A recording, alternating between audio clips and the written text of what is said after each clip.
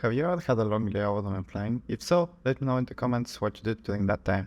Last month I booked a plane ticket from Sofia to Bangkok with an 8-hour layover in Doha. Having spent that much time in Istanbul airport last year, I knew how boring that could be. So instead, this time I chose to book a short tour using Doha Transit and Tours. You can find a link in the description, but first watch this video to find what such a trip entails.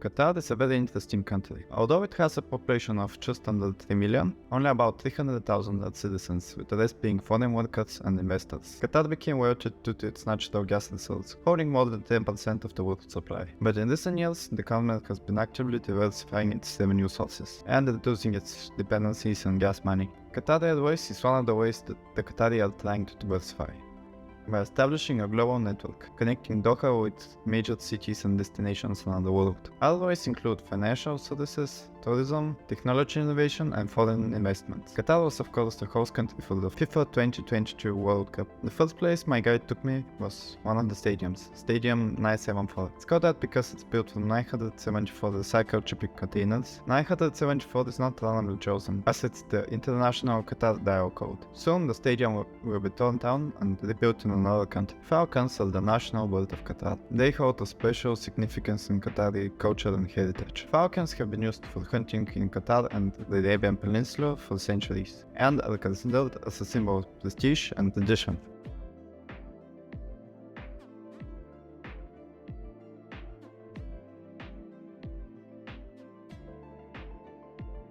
Souq Waqif is Qatar's biggest marketplace and has been around for over 100 years. It's a very lively place and an important part in everyday life in Qatar. You can find many shops and stores here, selling souvenirs, spices, clothing, and anything else you can imagine. And of course, you can always haggle the price down for most items. I even bought a magnet for my fridge collection.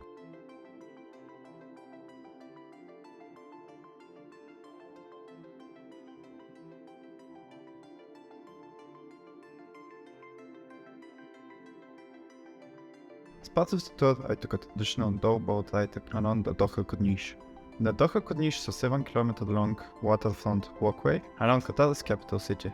It offers stunning views of the city's modern skyline and is a popular tourist and leisure attraction. I got to see the amazing Doha skyline from the peaceful boat ride.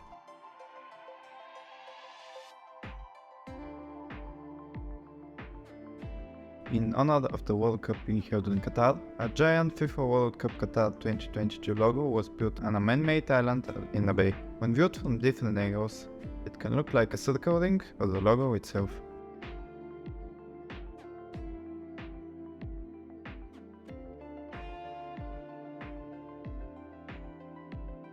After the boat ride, my guide took me to the Katara Cultural Village. It's a square located at the beach line, filled with unique structures and restaurants from all around the world. In the center of it is the Katara Hall, modeled to look like the Colosseum in Rome.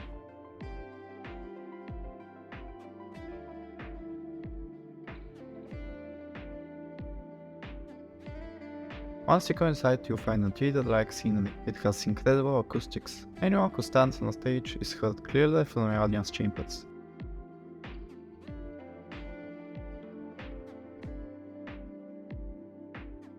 Go right past the theater and you'll see the Force of Nature statue, depicting a woman pivoting the world around with a piece of cloth. The scenery around it is amazing, having a great view of the sea. In the square there are 3 statues modeled after Gandhi's 3 monkeys: see no evil, hear no evil, and speak no evil. They're constructed by using everyday items utilized in Indian households.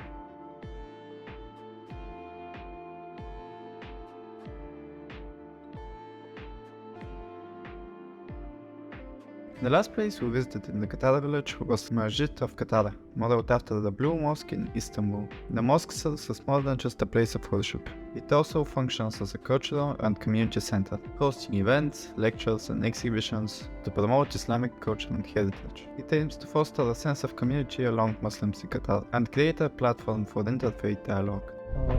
And where is the Blue Mosque, the original one? In the Istanbul. In Turkey. Yeah. And I in must front have of us, forgotten it. yeah, and in front of us, there is a tower. It's called the Pigeon Tower. By the ancient Persian and ancient Egyptian, they will build same like this tower to attract the birds.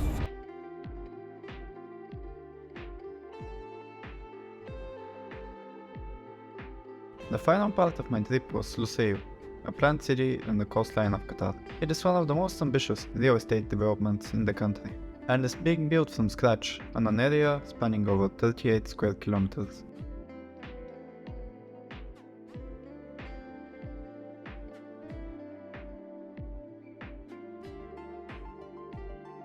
At the end of the trip, my travel left me at the airport, and I had less than 3 hours of wait time to my flight. I didn't know much about Qatar before arriving here. I had no expectations, but I was pleasantly surprised and amazed by everything this beautiful country has to offer. I am left longing for more, and I promise to return one day to delve further into the fascinating culture. If you have any suggestions about visiting Qatar, please leave them in the comments below, and we'll make sure to visit them next time. Thank you for watching, and feel free to like and subscribe if you enjoyed the video, and stay tuned for more videos about my trip in Southeast Asia.